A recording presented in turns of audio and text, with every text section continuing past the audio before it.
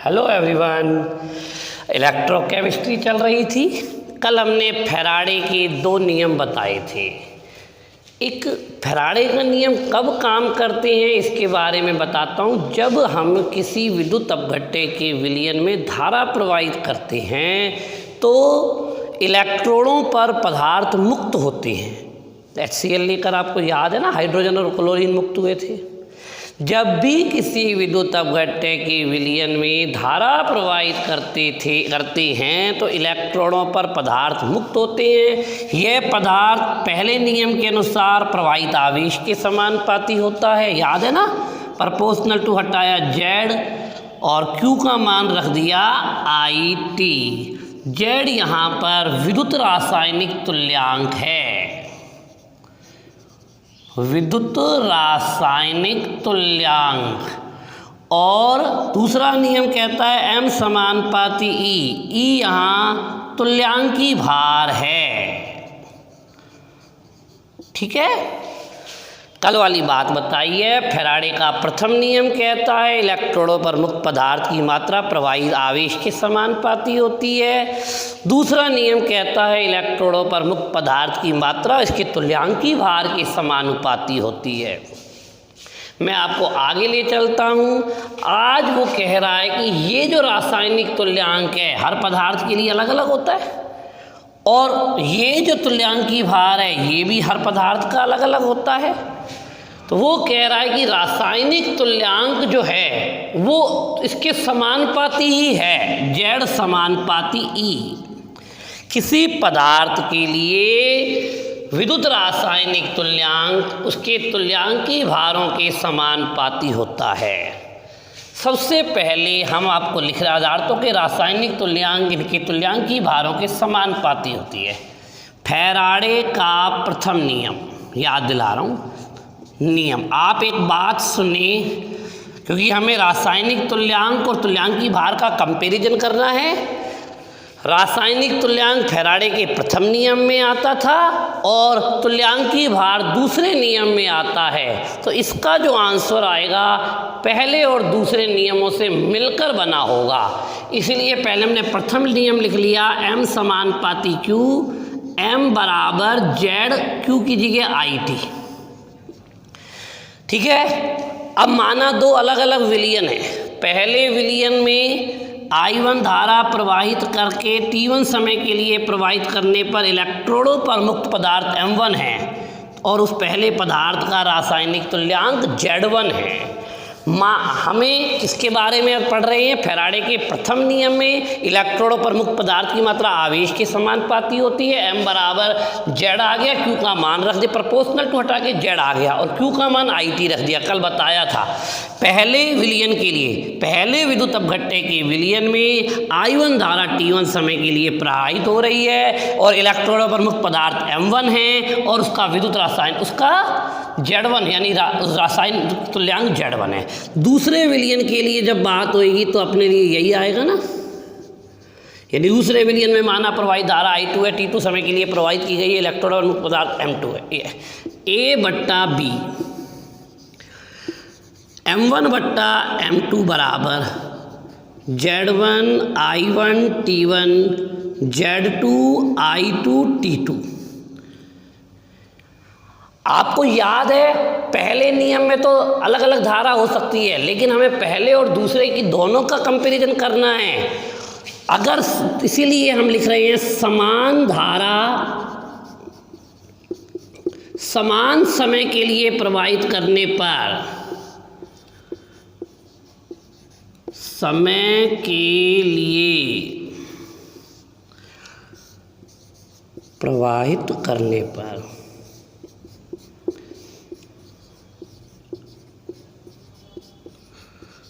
तो I1 बराबर I2 समान धारा, समय बराबर है I1 से I1 कट गया, T1 से T1 कट गया। पता लग गया क्यों कट गया? M1 अपॉन M2 बराबर Z1 बट्टा Z2 समीकरण 1। क्या किसी को आपत्ति है?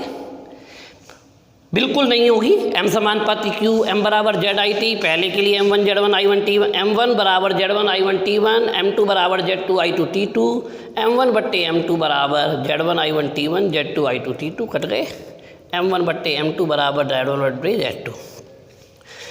ये पहले नियम से समीकरण नंबर 1 आया। दूसरा नियम हमें याद है, m समानुपाती e, इलेक्ट्रॉनों पर मुक्त पदार्थ E के समानुपाती होता है। m बराबर पर लगाना चाहो तो के ई लगा सकते हैं। फिर वही बात, दो अलग अलग विलयन है, m1 बराबर k1 नहीं आएगा, k तो स्थिर आएगा यहाँ पर, e1, m2 बराबर के e2, इसमें भी a और b है, a और b का भाग दे दूँ तो m1 बट्टे m2 बराबर के ई1 बट्टा के ई2,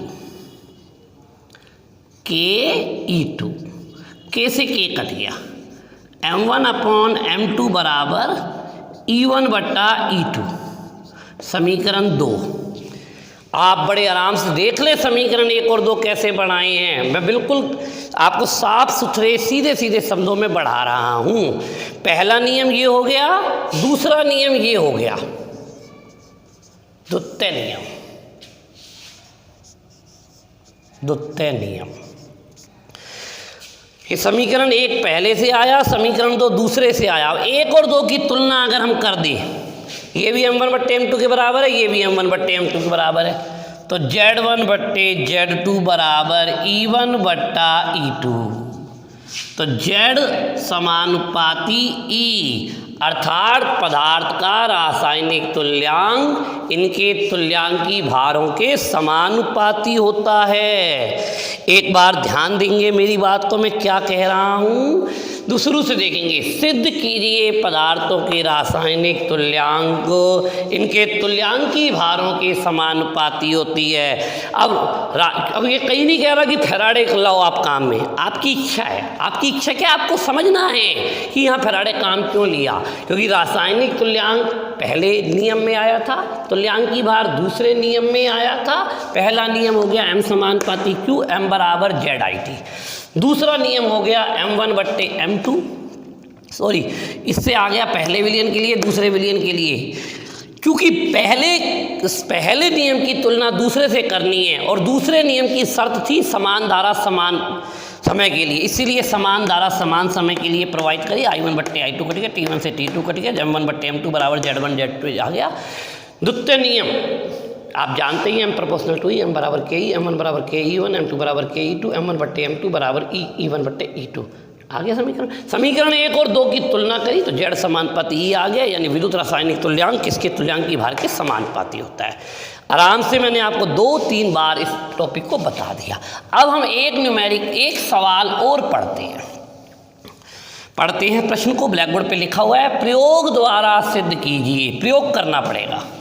विद्युत अपघटनी विलयन में धारा प्रवाहित करने पर, ये लिख रहा है, मुक्त पदार्थ की मात्रा उनके तुल्यांकी भारों के समानुपाती होती है। दूसरे नियम में उसने कहा था ना कि मुक्त पदार्थ की मात्रा तुल्यांकी भार के समानुपाती होती है। नियम तो दूसरा ही है, लेकिन वो कह रहा प्रयोग द्वारा सिद्ध कीजिए। प्रयोग द्वारा सिद्ध करने के लिए अपन 3 वोल्टामीटर ले लेते हैं। वोल्टामीटर में आपको पता है प्लेटिनम के इलेक्ट्रोड लग रहे हैं,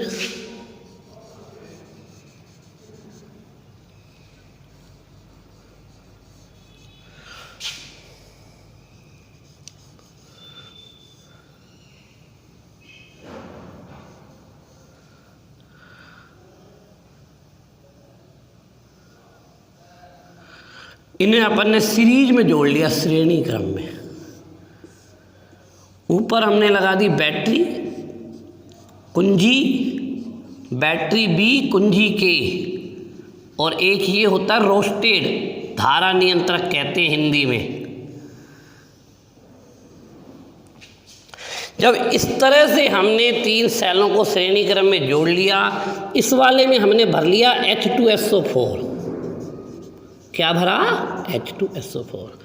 इसमें भरा CuSO4 और इसमें भरा ZnSO4। ठीक है भैया। H2SO4, CuSO4, ZnSO4। ओके, सुनेंगे मेरी बात को। अब जब धारा प्रवाहित कर रहे हैं समान धारा समान समय के लिए, तो पहले नियम के हिसाब से तो इस पर हाइड्रोजन मुक्त हो रही है इसके कैथोड पर, इसके कैथोड पर मुक्त हो रही है कॉपर, और इसके कैथोड पर मुक्त हो रही है जिंक। पहले नियम के अनुसार तो ये तीनों यानी हाइड्रोजन, कॉपर और जिंक की मात्रा समान होनी चाहिए थी, पर दूसरे नियम के अनुसार ये समान नहीं होगी, बल्कि तुल्यांकी भार के अनुसार होगी।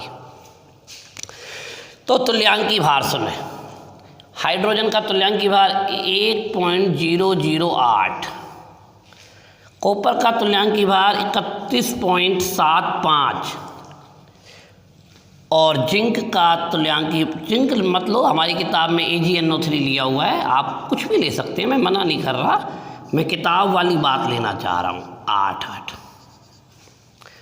107.88। ये आए कहाँ से हैं एक बार तुल्यांकी भार? जैसे हमें किसी का तुल्यांकी भार निकालना है तो उसका जो परमाणु भार है उसमें आवेश का भाग दे देना है, ये संयोजकता का भाग दे देना है। हाइड्रोजन का तुल्यांकी भार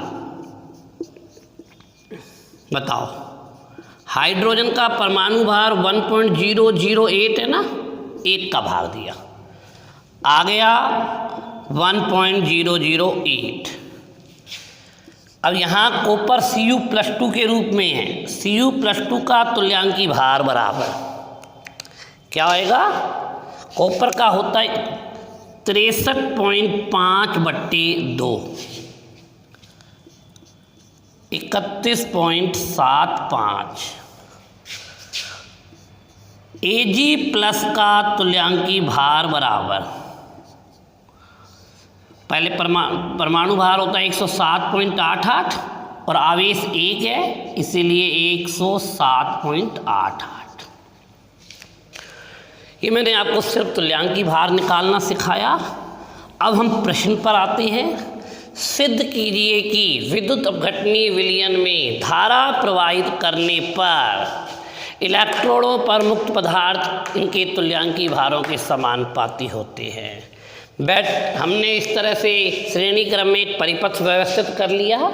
इन पर मुक्त पदार्थ की मात्रा इसकी तो है 1.00 जब अपन ने समान धारा समान समय के लिए प्रवाहित करी और प्राप्त करने के बाद हमने इन पर मुक्त पदार्थ देखे, तो इस पर तो हाइड्रोजन मुक्त हुई थी, इसी कॉपर और इस पर सिल्वर, और मुक्त पदार्थों का अनुपात यही था 1.008 अनुपात 31.75 अनुपात 107.88।